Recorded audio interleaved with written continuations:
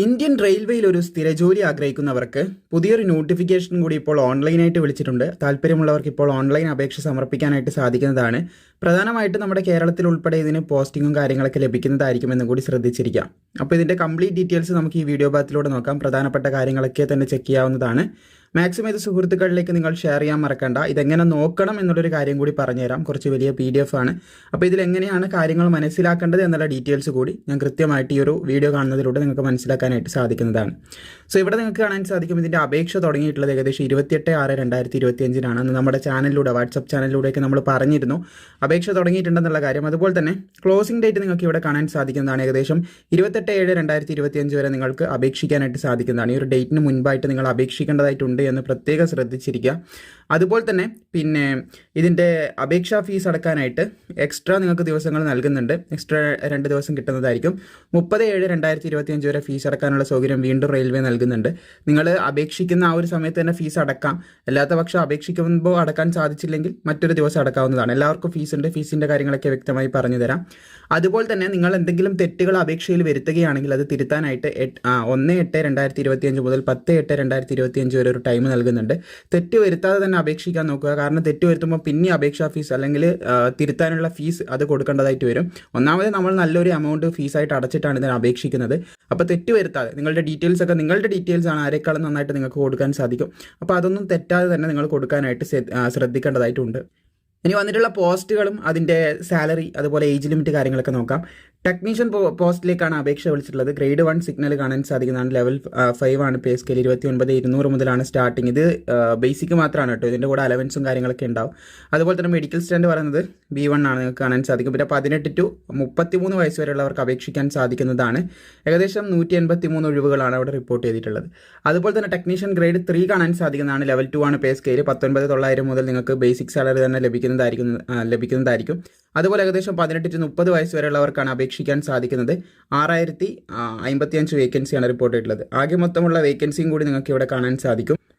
ആകെ മൊത്തം വന്നിട്ടുള്ളത് 6,238 ഒഴിവുകൾ നിലവിൽ ഇതിന് റിപ്പോർട്ട് ചെയ്തിട്ടുണ്ട് എന്ന് മനസ്സിലാക്കുക.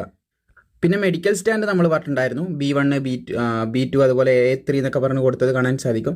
അപ്പോൾ അതിൽ ഓരോന്നിലും പറയുന്നുണ്ട് എന്തൊക്കെയാണ് നിങ്ങൾക്ക് വേണ്ടത്.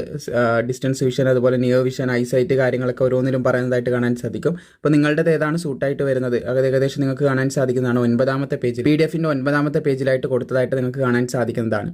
ഇനി ഏജിൻ്റെ കൃത്യമായിട്ടുള്ള കാര്യങ്ങൾ കൂടി നമുക്കൊന്ന് നോക്കാവുന്നതാണ്. 18 to 33 വരെയും 18 to 30 വരെയൊക്കെ നമ്മൾ അപേക്ഷിക്കാൻ സാധിക്കുമെന്ന് പറഞ്ഞിട്ടുണ്ടായിരുന്നു. അതിൽ SC ST എല്ലാം പ്രായത്തിലുള്ളവുണ്ട്. അത് ഡേറ്റ് അടക്കം ഞാൻ കൃത്യമായി നിങ്ങൾക്ക് പറഞ്ഞു തരുന്നതാണ്. കുറച്ച് താഴേക്ക് സ്ക്രോൾ ചെയ്യുകയാണെങ്കിൽ നമുക്ക് ഇവിടെയായിട്ട് കാണാൻ സാധിക്കും. ആ ഒരു ഡേറ്റ് അടക്കം മെൻഷൻ ചെയ്തിട്ടുണ്ട്. നിങ്ങൾക്ക് ഇവിടെ കാണാൻ സാധിക്കുന്നതാണ്. 18 to 33 വരെ അപേക്ഷിക്കുന്നവർക്ക് ജനറൽ EWS ആണെങ്കിൽ 2/7/1992 അതുപോലെ തന്നെ 1/7/2007 ഈ ഒരു ഡേറ്റിലും ഇതിൻ്റെ ഇടയിലും ജനിച്ചവർക്ക് അപേക്ഷിക്കാം. OBC ആണെങ്കിൽ ഈ ഒരു ഡേറ്റിലും ഇതിൻ്റെ ഇടയിലും ജനിച്ചവർക്ക് അപേക്ഷിക്കാം. SC ST ആണെങ്കിൽ ഈ ഒരു ഡേറ്റിലും ഇതിൻ്റെ ഇടയിലും ജനിച്ചവർക്ക് അപേക്ഷിക്കാം. ഇനി 18 to 30 വയസ്സ് വരെയുള്ളവരാണെങ്കിൽ നിങ്ങൾക്ക് ഇവിടെ കാണാൻ സാധിക്കും. ജനറൽ ആണെങ്കിൽ ഈ ഒരു ഡേറ്റ് മുതൽ ഇവിടം വരെയുള്ളവർക്ക് അപേക്ഷിക്കാം. OBC ആകുമ്പോൾ ഇവിടം മുതൽ ഇവിടം വരെയുള്ളവർക്ക് അപേക്ഷിക്കാം. SC ST ആകുന്ന സമയത്ത് ഇവിടം മുതൽ ഇവിടം വരെയുള്ളവർക്ക്. ഡേറ്റിൻ്റെ ഇടയിലുള്ള ഗ്യാപ്പാണ്. നിങ്ങൾക്ക് ഒറ്റയടിക്ക് നോക്കിയാൽ മനസ്സിലാവും. ഈ ഒരു ഡേറ്റിലോ അല്ലെങ്കിൽ ഇതിൻ്റെ ഇടയിലോ ജനിച്ചവർക്കാണ് അപേക്ഷിക്കാൻ സാധിക്കുക. OBC ആകുമ്പോൾ ഈ ഒരു ഡേറ്റും കൺസിഡർ ചെയ്യുക. അതിൻ്റെ ഇടയിലാണോ നിങ്ങൾ ജനിച്ചത് ആ ഒരു മെത്തേഡിൽ മനസ്സിലായി കാണുമെന്ന് പ്രതീക്ഷിക്കുന്നു. ഇനി അപേക്ഷാ ഫീസിൻ്റെ കാര്യം കൂടി പറഞ്ഞു തരാം. അപേക്ഷാ ഫീസ് 400 രൂപ നിങ്ങൾക്ക് തിരിച്ചു കിട്ടുന്ന ഇവിടെ പറയുന്നുണ്ട്. പക്ഷേ 500 രൂപ നിങ്ങൾ അടക്കണം. അപേക്ഷാ ഫീസ് തിരിച്ചു കിട്ടാനായിട്ട് നിങ്ങൾ അപേക്ഷിക്കുന്ന ഫീസിൽ 500 രൂപ ഇപ്പോൾ അടച്ചു കഴിഞ്ഞാൽ നിങ്ങൾക്കത് തിരിച്ചു കിട്ടാൻ നല്ല കാലതാമസം പിടിക്കുന്നുണ്ട്. അത് പ്രത്യേകം ശ്രദ്ധിച്ചിരിക്കുക. പരീക്ഷ കഴിഞ്ഞ ഉടനെ തന്നെ ഒന്നും ലഭിക്കില്ല എന്ന് പ്രത്യേകം നിങ്ങൾ ഓർത്തിരിക്കുക. അതെന്ന് ലഭിക്കും എന്നുള്ളതിലും ഒരു ക്ലാരിഫിക്കേഷൻ ഇല്ല എന്ന് പ്രത്യേകം ശ്രദ്ധിച്ചിരിക്കുക. നല്ല സമയമെടുക്കും, എന്ന് വേണമെങ്കിലും ലഭിക്കാം. അത് പ്രത്യേകം ഒന്ന് ശ്രദ്ധിക്കുക. നിലവിലെ സാഹചര്യം വെച്ചിട്ടാണ് ഞാൻ പറയുന്നത്. അപ്പോൾ എല്ലാ ഉദ്യോഗാർത്ഥികളും എന്ത് ചെയ്യണം? 500 രൂപ അപേക്ഷാ ഫീസ് അടക്കണം. ആദ്യഘട്ട പരീക്ഷ എഴുതിയാൽ മതി. എഴുതിയാൽ നിങ്ങൾക്കത് തിരിച്ചു കയറുന്നതായിരിക്കും എന്നുള്ളത് നിങ്ങൾക്ക് ഇവിടെ കൊടുത്തതായിട്ട് കാണാൻ സാധിക്കും. അതുപോലെ തന്നെ ബാക്കിയുള്ള കുട്ടികൾ, ഇവിടെ എല്ലാ കുട്ടികളും എന്ന് പറയുന്നുണ്ട്. അതിലും ചെറിയൊരു എക്സെപ്ഷനൽ, അതായത് ചെറിയൊരു മാറ്റമുണ്ട്. SC ST അതുപോലെ ഫീമെയിൽ ഉദ്യോഗാർത്ഥികൾ. അപ്പോൾ ഈ പറയുന്ന ഈ വിഭാഗങ്ങൾക്ക് ഫീസ് വരുന്നത് ഏകദേശം 250 രൂപയാണ്. അവർ പരീക്ഷ എഴുതി കഴിഞ്ഞാൽ 250 രൂപയും അവരുടെ ബാങ്ക് അക്കൗണ്ടിലേക്ക് അപേക്ഷിക്കുമ്പോൾ ഒരു ബാങ്ക് അക്കൗണ്ട് ഡീറ്റെയിൽസ് ഒക്കെ കൊടുക്കണം. അതിലേക്ക് തിരിച്ചു കയറുന്നതായിരിക്കും എന്നും കൂടി ശ്രദ്ധിച്ചിരിക്കുക. ഇനി ഇതിൻ്റെ എക്സാമിനേഷൻ സിലബസും കാര്യങ്ങളൊക്കെ നോക്കി നിങ്ങൾക്ക് ഇവിടെ കാണാൻ സാധിക്കും. ആദ്യം തന്നെ 20ാമത്തെ പേജിൽ ടെക്നീഷ്യൻ ഗ്രേഡ് 1 സിഗ്നൽ അതിൻ്റെ കൊടുത്തത് കാണാൻ സാധിക്കുന്നതാണ്. അതിവിടെ ചുവടെ കൊടുത്തിട്ടുണ്ട്. അതുപോലെ തന്നെ ടെക്നീഷ്യൻ ഗ്രേഡ് 3 കൊടുത്തത് ചുവടെ തന്നെ കാണാൻ സാധിക്കും. നമ്മുടെ ഏകദേശം SSCൻ്റെ ഒരു പാറ്റേണിലുള്ള മാത്സ്, ജനറൽ നോളജ്, അതുപോലെ തന്നെ ജനറൽ ഇൻ്റലിജൻസ്, ജനറൽ സയൻസ് ഒക്കെ വരുന്നുണ്ട് കേട്ടോ. പിന്നെ ക്വസ്റ്റ്യൻ്റെ വെയിറ്റേജും കാര്യങ്ങളൊക്കെ ഓരോ സ്ഥലത്ത് മാറുന്നുണ്ട്. നിങ്ങൾക്ക് ഒറ്റ നോട്ടത്തിൽ തന്നെ മനസ്സിലാക്കാനും സാധിക്കുന്നതാണ്. ഇനി ഇതിൻ്റെ യോഗ്യത നമുക്ക് നോക്കാം. യോഗ്യത ഞാൻ വളരെ പെട്ടെന്ന് പറഞ്ഞു പോകാം. നിങ്ങൾക്കുള്ള യോഗ്യത എങ്ങനെ മനസ്സിലാക്കണം എന്നുള്ള കാര്യവും ഈ ഒരു വീഡിയോയിലൂടെ നിങ്ങൾക്ക് നോക്കി എടുക്കാനായിട്ട് സാധിക്കും. ഏകദേശം 31ാമത്തെ പേജിലാണ് ഈ ഒരു യോഗ്യത വരുന്നത്. നിങ്ങൾക്ക് മനസ്സിലായിട്ടില്ലെങ്കിൽ ഡിസ്ക്രിപ്ഷനിൽ ലിങ്ക് കൊടുത്തിട്ടുണ്ട്, അതിലൂടെ മനസ്സിലാക്കാം. അപ്പോൾ ടെക്നീഷ്യൻ ഗ്രേഡ് 1 എന്ന് പറയുന്ന പോസ്റ്റിലേക്ക് ഇതിൻ്റെ ഡീറ്റെയിൽസ് ഒക്കെ നമ്മൾ പറഞ്ഞതാണ്. അപ്പോൾ അതിൻ്റെ യോഗ്യത നിങ്ങൾക്ക് ഇവിടെ കാണാൻ സാധിക്കും. മെഡിക്കൽ സ്റ്റാൻഡ് B1 ആണ് വരുന്നത്. അതുപോലെ തന്നെ ടെക്നീഷ്യൻ ഗ്രേഡ് 3 ഇവിടെ ട്രാക്ക് മെഷീൻ കാണാൻ സാധിക്കും. അതിന് വന്നത് A3 ആണ്. അങ്ങനെ ഓരോന്ന് നിങ്ങൾക്ക് നോക്കി മനസ്സിലാക്കാം. അപ്പോൾ ഇവിടെ നമ്മുടെ സിഗ്നലിൻ്റെ, അതായത് ഗ്രേഡ് 1 നോക്കുകയാണെങ്കിൽ ടെക്നീഷ്യൻ്റെ bachelor of science in physics ആണ് ചോദിച്ചിട്ടുള്ളത്. അല്ലെങ്കിൽ ഇവിടെ ഒരുപാടധികം സ്ട്രീം പറയുന്നുണ്ട്. അതിൽ ഏതെങ്കിലും ഒരു സ്ട്രീമിൽ ഉണ്ടായിരിക്കണം എന്നാണ് പറഞ്ഞിട്ടുള്ളത്. അപ്പോൾ ആ സ്ട്രീമിൽ ഉണ്ടെങ്കിൽ നിങ്ങൾക്ക് അപേക്ഷിക്കാം. അതല്ലാത്ത പക്ഷം നിങ്ങൾക്ക് അവിടെ തന്നെ പറയുന്നത് കാണാൻ സാധിക്കും. ഈ ഒരു യോഗ്യത ഇല്ലെങ്കിൽ BSc in combination of any subject of basic stream of ഫിസിക്സിൻ്റെ കീഴിലുണ്ടെങ്കിൽ അങ്ങനെ അപേക്ഷിക്കാമെന്ന് പറയുന്നുണ്ട്. അല്ലെങ്കിൽ ഈ പറഞ്ഞ ബേസിക്കിലുള്ള ഡിപ്ലോമ, അങ്ങനെ ഓരോന്ന് ഇവിടെ കൊടുത്ത് കാണാൻ സാധിക്കും. അങ്ങനെ ഉണ്ടെങ്കിൽ നിങ്ങൾക്ക് അപേക്ഷിക്കാം. ഇനി അടുത്ത ട്രാക്ക് മിഷൻ നോക്കുകയാണെങ്കിൽ അതിന് അപേക്ഷിക്കാനായിട്ട് അത് ഗ്രേഡ് 3 ആണെന്ന് ശ്രദ്ധിച്ചിരിക്കാം. അപ്പോൾ അവിടെ വരുന്നത് 10ാം ക്ലാസ്സും ഈ ഒരു സമാന മേഖലയിലുള്ള ITIയുമാണ്. നിങ്ങൾക്ക് വളരെ പെട്ടെന്ന് നോക്കി മനസ്സിലാക്കാം. നിങ്ങൾ പഠിച്ച സ്ട്രീം ആകുമ്പോൾ ഒറ്റ നോട്ടത്തിൽ തന്നെ നിങ്ങൾക്ക് മനസ്സിലാക്കാൻ സാധിക്കുന്നതാണ്. ഇവിടെ ടെക്നീഷ്യൻ ഗ്രേഡ് 3 വിവിധങ്ങളായിട്ടുള്ള പോസ്റ്റുകളായിട്ട് കൊടുത്ത് കാണാൻ സാധിക്കും. കാരേജ് ആൻഡ് വേഗൻ, ഡീസൽ, അതുപോലെ ഓരോന്ന് കൊടുത്തത് കാണാൻ സാധിക്കും. അതിൻ്റെയൊക്കെ യോഗ്യത 10ാം ക്ലാസ്, അതുപോലെ തന്നെ എന്താണ് സമാന മേഖലയിലുള്ള ITI സർട്ടിഫിക്കറ്റ് അല്ലെങ്കിൽ അപ്രന്റീസ്ഷിപ്പ് കാര്യങ്ങളൊക്കെ കംപ്ലീറ്റ് ചെയ്തിട്ടുണ്ടെങ്കിൽ അങ്ങനെ നിങ്ങൾക്ക് അപേക്ഷിക്കാൻ സാധിക്കുമെന്നാണ് പറഞ്ഞിട്ടുള്ളത്.